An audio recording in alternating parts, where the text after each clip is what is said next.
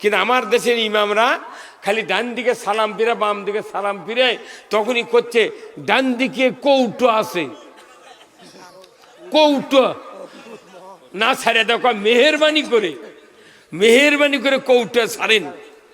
আমি দেখেছি, আমি 47 বছর ইমামতি করছি, আমি কোনোদিন কইনি কৌটা ছাড়ার কথা, তুই দিস দে না দিস না দে। আমি দেখেছি তল্লদরে তাকে দেখেছি যাই প্রথম কৌটো আগে দেয়, ইচ্ছা আরে না পয়সা কোটার দেয় না। আমার যাই দেয় ইনকা 5 টাকার ওই কাঁচা টাকা নিয়ে আসা কোটা থাকে, এটি কোটা ওই 1 ফুট উঁচের থেকে ফেলে দেয়। যখন ঠক করে সাউন্ড হয় ডান দিকে তাকে চাচা কয় চাচা শুনে বাসু, আবার বাম দিকে তাকে কয় ভাই শুনে বাস। আল্লাহ দেয় শব্দ করে, আর বেটার চাকরির জন্য ঘুষ দেয় লোক করে। কতক্ষণ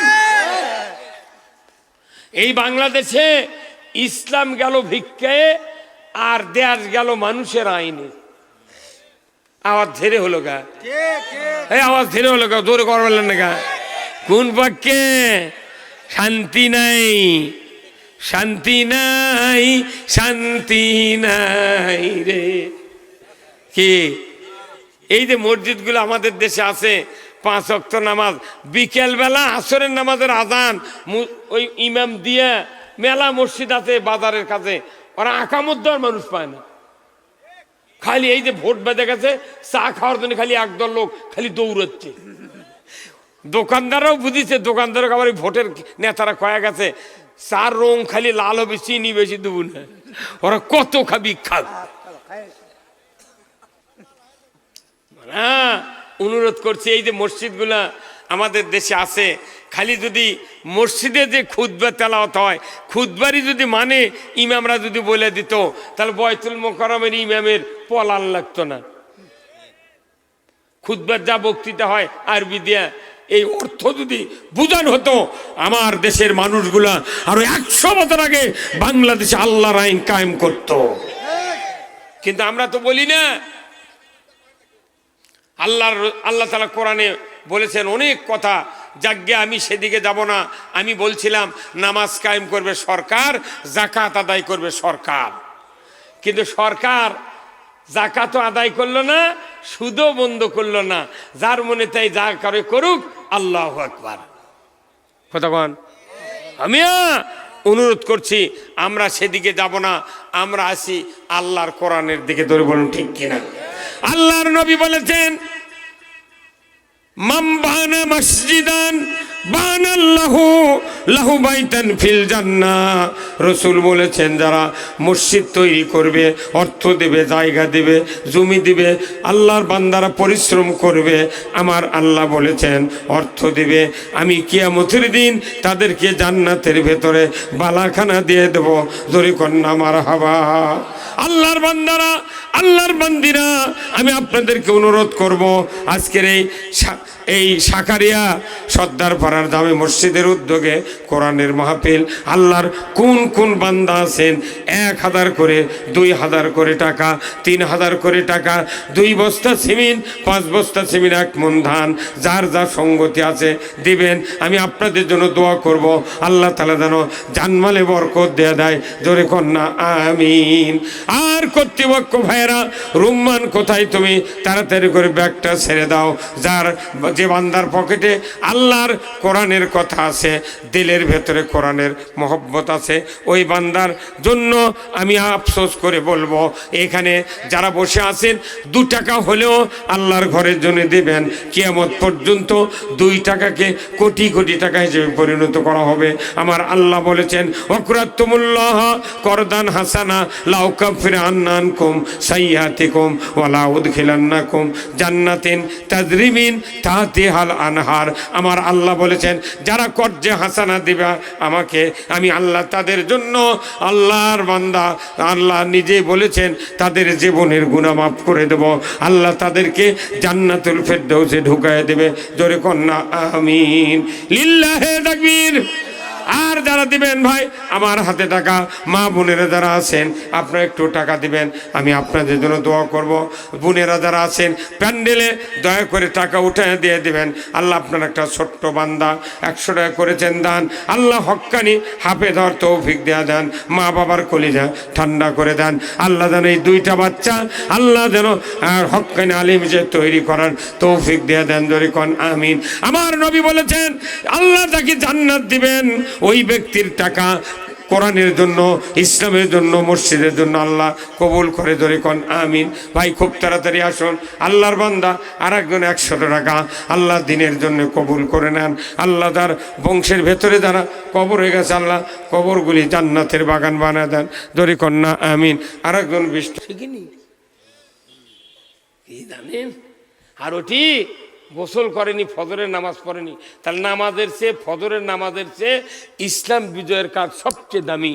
আল্লাহ কোরআনে বলছেন সূরা মায়দার 8 নম্বর, 9 নম্বর, 10 নম্বর আয়াত আমার আল্লাহ বলেছেন ইয়া আইয়ুহাল্লাযীনা আমানু কুনু কাওয়ামিনা লিল্লাহি শুহাদা বিল কিসত ওয়ালা ইয়াজরিমান্নাকুম শানানু কওমিন আলা আল্লাহ তা'দিলু ইদিলু হুয়া আকরাবু লিত-তাকওয়া ওয়াত্তাকুল্লাহ ইন্নাল্লাহা খাবীরুম বিমা তা'মালুন আল্লাযীনা আমানু ওয়া আমিলুস সলিহাতি লাহুম মাগফিরাত ওয়া ইনদাহু আজরুন আযীম।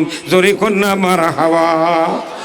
আল্লাহ কোরআনুল কারীম সূরা মায়দার 8 নম্বর আয়াতে বলেছেন ও দুনিয়ার ঈমানদারেরা তোমরা আল্লাহর বিধানসমূহ পূর্ণরূপে কায়েমকারী হয়ে যাও, ন্যায়ের সহিত সাক্ষ্য প্রদানকারী হয়ে যাও, কোনো বিশেষ সম্প্রদায় শত্রুতা যেন তোমাদেরকে ন্যায় বিচারের থেকে বিরত রাখতে না পারে। তোমরা ন্যায় কায়েম করো, হুয়া আকরাবু লিত-তাকওয়া। সবচেয়ে খোদাভীতির সবচেয়ে বড় আমল হলো আল্লাহকে ভয় করার কাজ, হলো আল্লাহর জমিনে আল্লাহর দিন কায়েম করার কাজ। ধরে কন্যা আল্লাহু আকবার। এই জন্য আল্লাহ তাআলা 4র্থ আসমানে হাউজে কাউসারের পানি দেয়া গোসল করায় দিলেন।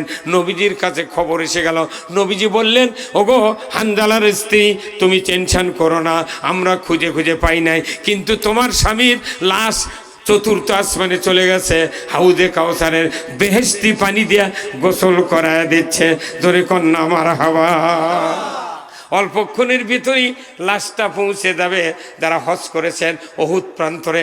মাঝখানে আমির হামজার কবর আছে, শুধু একটা পাথর পোঁতা আছে মাঝখানে, এটাই হলো সাহাবাদের কবরের চিহ্ন।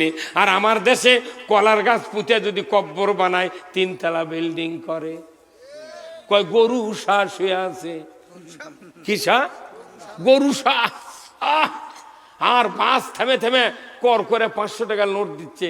মরা মানুষ তুই টাকা দিয়ে লাভ করে। প্রত্যেকটা মাজারে মাজারে যেদিন বছর অন্তর কি 6 মাস পর ওই বাস্কের চাবি খুললে 4-5 বস্তা টাকা বাড়ায়।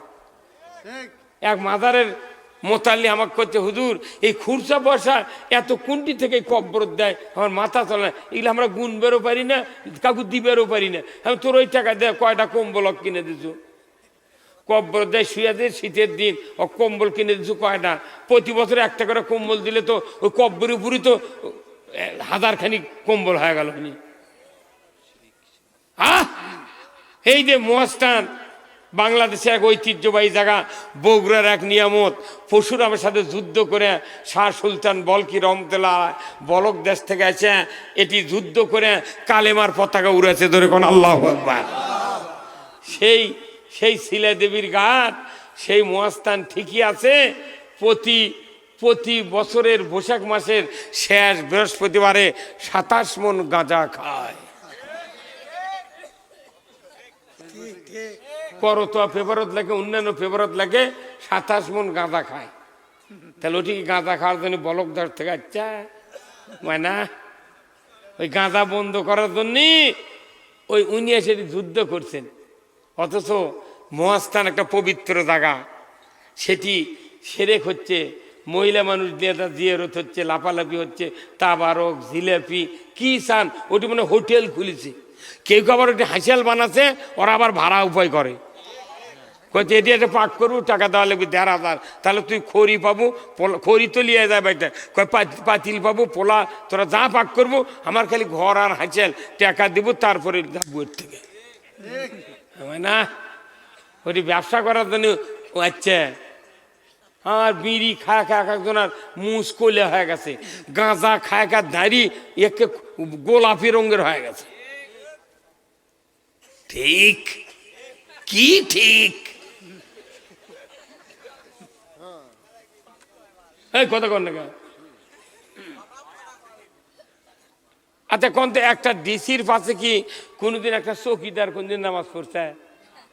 অথচ এই একটা ইমাম, এই ইমামের পাশে 500 জন মুসল্লি নামাজ পড়ে। সুবহানাল্লাহ কোন।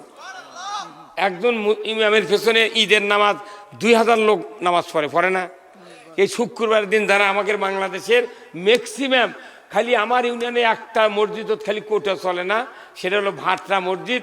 এ আকবর আলী খান চৌধুরী, শামীম চৌধুরীর বাপ, ওই গ্রামত বাড়ি।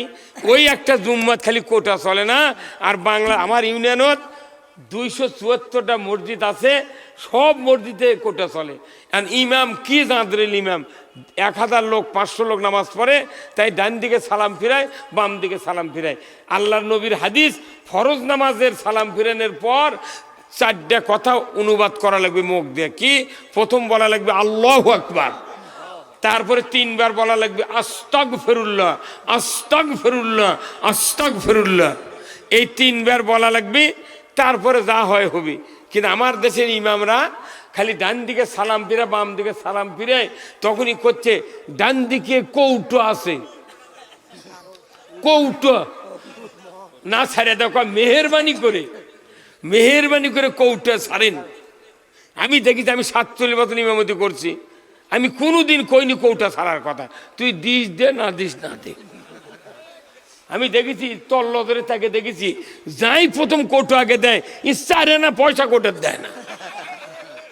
আমার যাই দেয় ইনকা 5 টাকার ওই কাঁচা টাকা নিয়ে আসা, কোটা থাকে এটি কোটা, ওই 1 ফুট উঁচুর থেকে ফেলে দেয়। যখন ঠক করে সাউন্ড হয়, ডান দিকে তাকে চাচা কয়, চাচা শুনে বাঁচো। আবার বাম দিকে তাকে কয়, ভাই শুনে বাঁচো। আল্লাহ দেয় শব্দ করে, আর বেটার চাকরির জন্য ঘুষ দেয় লোক করে। এই বাংলাদেশে ইসলাম গেল ভিক্ষায়, আর দেশ গেল মানুষের আইনে। আওয়াজ ধীরে হলো গা, এই আওয়াজ ধীরে হলো গা, জোরে করবেন না গা। কোন পক্ষে? শান্তি নাই, শান্তি নাই, শান্তি নাই রে।